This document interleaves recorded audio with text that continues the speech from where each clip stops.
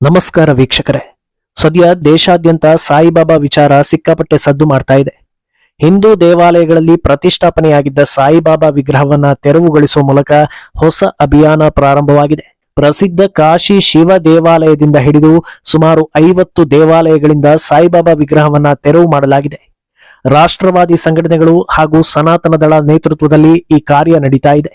ಅಂದಹಾಗೆ ವಿಗ್ರಹವನ್ನ ತೆರವು ಮಾಡ್ತಾ ಇರುವವರ ಹೇಳಿಕೆ ಅಚ್ಚರಿಗೆ ಕಾರಣವಾಗ್ತಾ ಇದೆ. ಅದೇನೆಂದ್ರೆ, ನಾವ್ಯಾರು ಸಾಯಿಬಾಬಾ ವಿರೋಧಿಗಳಲ್ಲ ಅಂತ ಹೇಳ್ಕೊಂಡೆ ವಿಗ್ರಹಗಳನ್ನ ತೆರವು ಮಾಡ್ತಾ ಇದ್ದಾರೆ. ಅಂದಹಾಗೆ ಈ ಹಿಂದೆ ಕೂಡ ಸಾಯಿಬಾಬಾ ವಿಚಾರದಲ್ಲಿ ಭಿನ್ನಾಭಿಪ್ರಾಯ ಉಂಟಾಗಿ ಕೋರ್ಟ್ ಮೆಟ್ಟಿಲವರೆಗೂ ಹೋಗಿತ್ತು. ಆನಂತರ ತಣ್ಣಗಾಗಿತ್ತು. ಈಗ ಮತ್ತೆ ಈ ವಿಚಾರ ಮುನ್ನೆಲೆಗೆ ಬಂದು ನಾನಾ ರೀತಿಯ ಚರ್ಚೆಗಳಿಗೆ ದಾರಿ ಮಾಡ್ತಾ ಇದೆ. ಅಂದಹಾಗೆ ಇದರ ಹಿಂದೆ ಫಂಡ್ ದುರ್ಬಳಕೆ ಆರೋಪ ಕೂಡ ಕೇಳಿ ಬರ್ತಾ ಇದೆ. ಇದೆಲ್ಲವನ್ನ ಒನ್ ಬೈ ಒನ್ ವಿವರಿಸ್ತಾ ಹೋಗ್ತೀವಿ.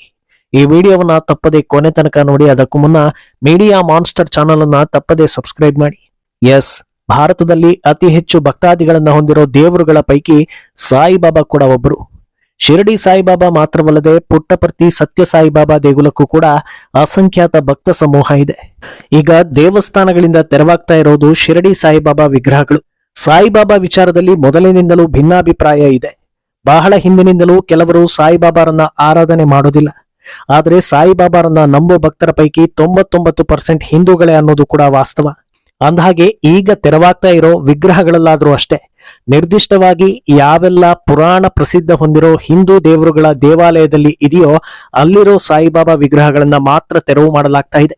ದೇಗುಲದ ಒಳಗೆ ಪ್ರತಿಷ್ಠಾಪಿತ ಆಗಿದ್ದ ಸಾಯಿಬಾಬಾ ವಿಗ್ರಹಗಳನ್ನ ಹೊರಗೆ ತಂದು ಇಡಲಾಗ್ತಾ ಇದೆ.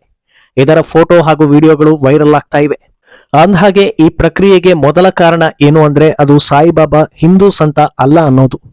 ಸಾಯಿಬಾಬಾ ಮೂಲ ಹೆಸರು ಚಾಂದ್ ಮಿಯಾ ಅಂತ ತೆರವುಗೊಳಿಸ್ತಾ ಇರುವವರ ವಾದ. ಸಾಯಿಬಾಬಾ ಜೀವನ ಚರಿತ್ರೆ ಏನು ಅನ್ನೋದು ಬಹುತೇಕರಿಗೆ ಗೊತ್ತೇ ಇರುತ್ತೆ. ಮೂಲತಃ ಅವರು ಪವಾಡ ಪುರುಷರಾಗಿದ್ರು ಅನ್ನೋದು ನೂರಾರು ವರ್ಷಗಳಿಂದ ಇರೋ ನಂಬಿಕೆ. ಆ ಕುರಿತಂತೆ ಸಾಕಷ್ಟು ಸಿನಿಮಾ, ಸೀರಿಯಲ್ಗಳು ಕೂಡ ಎಲ್ಲಾ ಭಾಷೆಯಲ್ಲೂ ಬಂದಿವೆ. ಅದೆಲ್ಲದರಿಂದ ಆಚೆಗೆ ಎಲ್ಲರೂ ಒಪ್ಪುವಂತ ವಿಚಾರ ಏನಂದ್ರೆ, ಸಾಯಿಬಾಬಾ ಹಿಂದೂ ಮುಸ್ಲಿಂ ಭಾವೈಕ್ಯತೆ ಮೂಡಿಸುವಲ್ಲಿ ಪ್ರಮುಖ ಪಾತ್ರವನ್ನ ವಹಿಸಿದ್ರು ಅನ್ನೋದು. ಮೂಲತಃ ದೇವರಲ್ಲದ, ಅದರಲ್ಲೂ ಮುಸ್ಲಿಂ ಸಂತರ ವಿಗ್ರಹವನ್ನ ಗಣಪತಿ ಹಾಗೂ ಈಶ್ವರನ ಮಧ್ಯೆ ಇರಿಸಿ ಪೂಜೆ ಮಾಡೋದು ಎಷ್ಟು ಸಮಂಜಸ ಅನ್ನೋದು ವಿಗ್ರಹವನ್ನ ತೆರವು ಮಾಡ್ತಾ ಇರುವವರ ವಾದ. ಅಲ್ಲದೆ ವಿಗ್ರಹ ತೆರವು ಮಾಡ್ತಾ ಇರುವವರು ಸಾಯಿಬಾಬಾ ಮಂದಿರವನ್ನ ಟಾರ್ಗೆಟ್ ಮಾಡ್ತಾ ಇಲ್ಲ ಅಥವಾ ಸಾಯಿಬಾಬಾ ಇರಲೇಬಾರದು ಅಂತಲೂ ಹೇಳ್ತಾ ಇಲ್ಲ. ಪೌರಾಣಿಕ ದೇಗುಲಗಳಲ್ಲಿ ಸಾಯಿಬಾಬಾ ವಿಗ್ರಹ ಬೇಡ, ಬದಲಿಗೆ ಬೇರೆ ಕಡೆಗಳಲ್ಲಿ ಕಟ್ಟಿಕೊಳ್ಳಿ ಅಂತ ಹೇಳ್ತಾ ಇದ್ದಾರೆ. ಸಾಯಿಬಾಬಾ ಅನುಯಾಯಿಗಳು ಅವರಿಗಾಗಿಯೇ ಗುಡಿ ನಿರ್ಮಿಸಿ ಅಲ್ಲಿಯೇ ಪೂಜೆ ನಡೆಸಲಿ. ಸನಾತನ ಧರ್ಮದಲ್ಲಿ ಅವರ ಮೂರ್ತಿ ಸ್ಥಾಪನೆಗೆ ಅವಕಾಶ ಇಲ್ಲ. ಸನಾತನ ಧರ್ಮದ ದೇಗುಲಗಳಲ್ಲಿ 5 ದೇವರ ಮೂರ್ತಿಗಳ ಪ್ರತಿಷ್ಠಾಪನೆ ಹಾಗೂ ಪೂಜೆಗಷ್ಟೇ ಅವಕಾಶ ಇದೆ. ಇದರಲ್ಲಿ ಸೂರ್ಯ, ವಿಷ್ಣು, ಶಿವ, ಶಕ್ತಿ ಹಾಗೂ ಗಣೇಶ ಮೂರ್ತಿಗಳ ಆರಾಧನೆಗಷ್ಟೇ ಅವಕಾಶ ಅಂತ ಸನಾತನ ರಕ್ಷಕ ದಳದ ಅಧ್ಯಕ್ಷ ಅಜಯ್ ಶರ್ಮಾ ಹೇಳಿದ್ದಾರೆ. ಭೂತೇಶ್ವರ ಹಾಗೂ ಅಗಸ್ತೇಶ್ವರ ದೇವಾಲಯಗಳಲ್ಲಿರೋ ಸಾಯಿಬಾಬಾ ಮೂರ್ತಿಗಳನ್ನು ಕೂಡ ಮುಂದಿನ ವಾರದೊಳಗೆ ತೆರವುಗೊಳಿಸಲಾಗುತ್ತೆ ಅನ್ನೋದನ್ನ ಶರ್ಮಾ ಹೇಳಿದ್ದಾರೆ. ಹಾಗೆ ನೋಡಿದ್ರೆ ಹಿಂದೂ ದೇವಾಲಯಗಳಲ್ಲಿ ಸಾಯಿಬಾಬಾ ಮೂರ್ತಿ ಇರಿಸೋ ವಿವಾದ ಇಂದು ನಿನ್ನೆದೇನಲ್ಲ. 2014ರಲ್ಲೇ ಈ ಪ್ರಕರಣ ಸುಪ್ರೀಂ ಕೋರ್ಟ್ ಮೆಟ್ಟಿಲೇರಿತ್ತು. ಆದ್ರೆ ನ್ಯಾಯಾಲಯ ಆಗ ಈ ವಿವಾದದಲ್ಲಿ ತಾನು ಮಧ್ಯಪ್ರವೇಶ ಮಾಡೋದಿಲ್ಲ ಅಂತ ಹೇಳಿತು. ದ್ವಾರಕಾ ಪೀಠದ ಶಂಕರಾಚಾರ್ಯರು ಸಾಯಿಬಾಬಾ ಅವರನ್ನ ಪೂಜೆ ಮಾಡೋ ವಿಚಾರ ಸಂಬಂಧ ಹೇಳಿಕೆ ನೀಡಿದ್ದು ಸುದ್ದಿಯಾಗಿತ್ತು. ಸಾಯಿಬಾಬಾ ಹಿಂದೂ ದೇವರಲ್ಲ, ಪ್ರಾಚೀನ ಪುರಾಣಗಳಲ್ಲಿ ಸಾಯಿಬಾಬಾ ಅವರ ಉಲ್ಲೇಖವಿಲ್ಲ ಅಂತ ಅವರು ಹೇಳಿದ್ರು. ಆದ್ರೆ ಆ ಹೇಳಿಕೆಯಿಂದಲೂ ನ್ಯಾಯಾಲಯ ದೂರ ಉಳಿದಿತ್ತು. ಆ ಸಮಯದಲ್ಲೇ ಹಲವು ದೇಗುಲಗಳಿಂದ ಸಾಯಿಬಾಬಾ ಮೂರ್ತಿ ತೆರವು ಮಾಡಲಾಗಿತ್ತು. ಅಂದಹಾಗೆ ಈಗ ದ್ವಾರಕಾ ಪೀಠದ ಶ್ರೀಗಳ ಅಭಿಪ್ರಾಯವನ್ನ ಬಹುತೇಕರು ಒಪ್ಪಿಕೊಳ್ತಾ ಇದ್ದಾರೆ. ಅದೇನೆಂದ್ರೆ, ಅದ್ಯಾವ ಸನಾತನ ಶಾಸ್ತ್ರದಲ್ಲೂ ಸಾಯಿಬಾಬಾ ಉಲ್ಲೇಖವೂ ಇಲ್ಲ, ಪೂಜೆ ಮಾಡುವ ವಿಧಾನಗಳ ಬಗ್ಗೆಯೂ ಹೇಳಿಲ್ಲ. ಎಲ್ಲವೂ ಕೆಲ ದಶಕಗಳಿಂದ ಹುಟ್ಟಿಕೊಂಡಿರೋದು ಹಾಗೂ ರೂಢಿ ಆಗಿರೋದು. ಯಾವಾಗ ಭಕ್ತರ ಸಂಖ್ಯೆ ಹೆಚ್ಚಾಗ್ತಾ ಹೋಯ್ತೋ, ಪೂಜೆ ಪುನಸ್ಕಾರಗಳಿಗೆ ಹೊಸ ಆಯಾಮ ನೀಡಿ ಹೇಗೆ ಹಿಂದೂ ದೇವರುಗಳನ್ನ ಪೂಜೆ ಮಾಡಲಾಗುತ್ತೋ ಅದೇ ರೀತಿ ಪೂಜೆ ಮಾಡೋದಕ್ಕೆ ಶುರುವಾಗಿದೆ. ಆದ್ರಿಂದ ಈ ತಪ್ಪನ್ನ ಪೌರಾಣಿಕ ದೇಗುಲಗಳಲ್ಲಿ ಮುಂದುವರಿಸಬಾರದು ಅನ್ನೋ ನಿರ್ಧಾರಕ್ಕೆ ಹಲವರು ಬಂದಿದ್ದಾರೆ. ಆದ್ರೆ ಇದೆಲ್ಲದಕ್ಕಿಂತ ದೊಡ್ಡ ಆಪಾದನೆ ಒಂದು ಈ ಹಿಂದೆ ಕೇಳಿ ಬಂದಿತ್ತು. ಅದೇ ಕಾರಣಕ್ಕಾಗಿ ಈಗ ಈ ನಿರ್ಧಾರವನ್ನ ತೆಗೆದುಕೊಂಡಿರಬಹುದು ಅಂತಲೂ ಹೇಳಲಾಗ್ತಾ ಇದೆ. ಅದೇನೆಂದ್ರೆ, ಸಾಯಿಬಾಬಾ ದೇವಾಲಯಗಳಲ್ಲಿ ಸಂಗ್ರಹವಾಗುವ ಹಣವನ್ನ ಹಜ್ ಯಾತ್ರೆಗೆ ಬಳಕೆ ಮಾಡಲಾಗ್ತಾ ಇತ್ತು ಅನ್ನೋದು.